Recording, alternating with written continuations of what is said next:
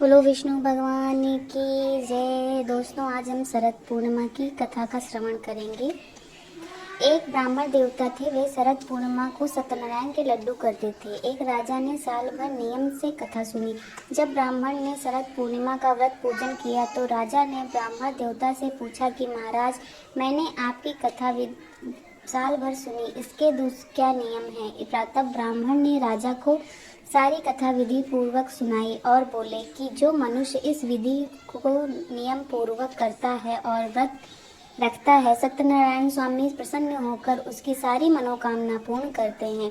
तो राजा ने कहा, हमारी भी इच्छा इन लड्डुओं को करने की है, हम भी लड्डू करेंगे। तो ब्राह्मण ने कहा, आप लड्डू प्रसाद ले लो। तो राजा ने कहा, आप ब्राह्मण हैं, आपसे कैसे ले लूं? तो ब्राह्मण ने कहा, यह भगवान का प्रसाद है, ये सभी को लेना चाहिए, इसमें इस प्रकार का कोई विचार नहीं किया जाता है। तब राजा ने संकोच करते हुए लड्डू ले लिया और उसको विधि पूर्वक नियम से करने लगे। तब सत्यनारायण स्वामी ने प्रसन्न होकर उसकी संपदा वापस कर दी। तब राजा ने खुश होकर उनके लड्डू को सवा मन अलग किया और सालाना अलग किया। गंगा के तट पर खड़ी दो बहन राजा की इस पूजा को देख रही थी। तब उन्होंने राजा से पूछा, राजा साहब, इसके करने से क्या होता है? तो राजा ने कहा, इसके करने से सबकी मनोकामना पूरी होती है। तो दोनों बहन बोली, राजा साहब, हमारी भी इच्छा इन लड्डुओं को करने की है, हम भी इन लड्डुओं को कर सकते हैं? तो राजा बोले कि हमसे ले लो। तब बहनें बोली, राजा साहब, इसके क्या नियम है, इसकी कथा क्या है? 1.5 पाव खोया, 1.5 पाव शक्कर से कथा होती है। इसके 7 लड्डू बनते हैं, जो इस प्रकार है।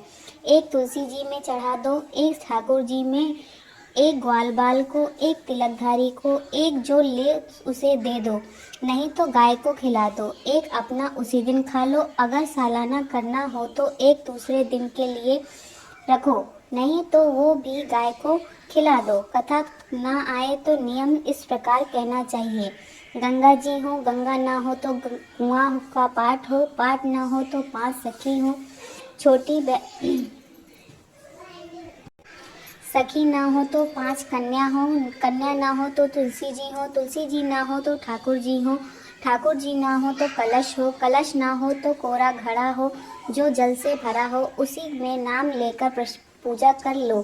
तब दोनों सखियां लड्डू लेकर अपने घर चली गईं। बड़ी बहन नियम से पूजा करती और छोटी बहन भूल गई। तब भगवान बोले, इसने हमारे लड्डू लिए और भूल गई, इसको भुला दिया, अतः अब इसे कष्ट देना चाहिए। तब भगवान ने उसे ऐसा कष्ट दिया कि उसके यहाँ खाने तक को नहीं रहा।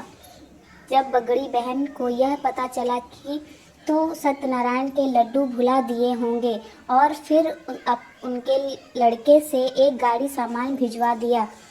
रास्ते में उसे भगवान मिले और उसने लड़के को पूछा कि गाड़ी कहाँ जा रही है। लड़के ने उत्तर दिया, गाड़ी मौसी के यहाँ जा रही है। भगवान ने कहा, गाड़ी वापस ले जाओ।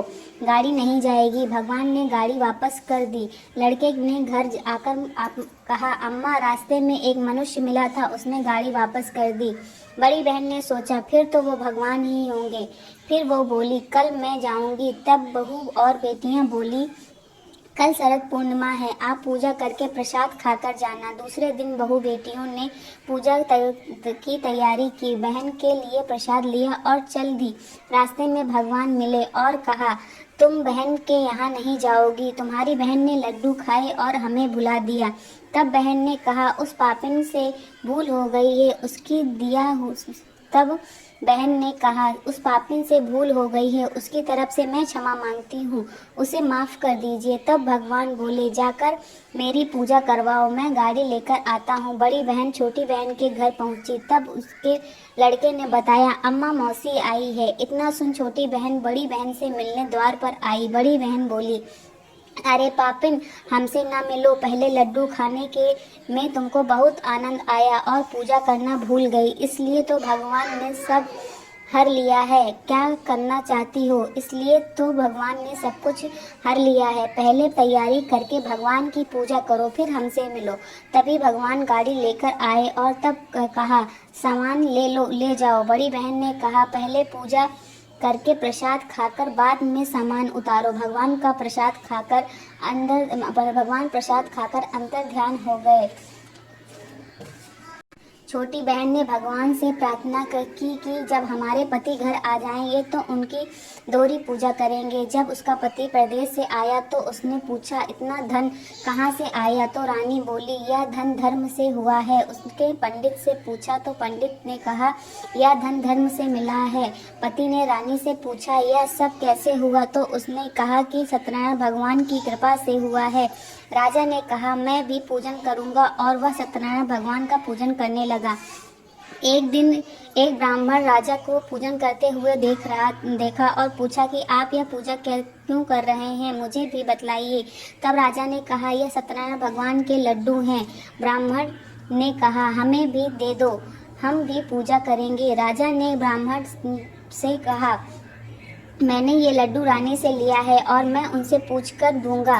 पूछने पर रानी ने मना कर दिया और कहा, हमने बड़ी मुश्किल से पाया है। तब भगवान ने रानी के स्वप्न में कहा, जो कोई लड्डू मांगे उसे दे दो। तब राजा ने ब्राह्मण को लड्डू दे दिया। ब्राह्मण भी नियम से व्रत पूजन करने लगा। ब्राह्मण का पूजन करते देख उसके बड़े पुत्र ने मांगा, परंतु ब्राह्मण ने नहीं दिया। पूजन को ठीक तरह से देखकर पुत्र ने लड्डू छीनकर खा लिया और पूजन करने लगा। सत्यनारायण भगवान की कृपा से उसके दिन भी अच्छे हो गए। तब ब्राह्मण ने बड़े बेटे से छोटे बेटे को लड्डू देने के लिए कहा, परंतु बड़े पुत्र ने कहा, मुझे तो दिया नहीं था, मैंने तो आपसे छीनकर खाया है, आप क्यों नहीं दे देते? तब ब्राह्मण ने शरद पूर्णिमा को एक लड्डू अपनी छोटी बेटी को दे दिया और वह भी सत्यनारायण भगवान का पूजन करने लगा और व्रत रखने लगा तथा इस पृथ्वी पर सुखपूर्वक रहकर अंत में स्वर्गलोक को प्राप्त हुआ। जय विष्णु भगवान आप सबकी मनोकामनाओं को इसी प्रकार पूरी करें, सब पर अपनी कृपा बनाए रखें। बोलो सत्यनारायण भगवान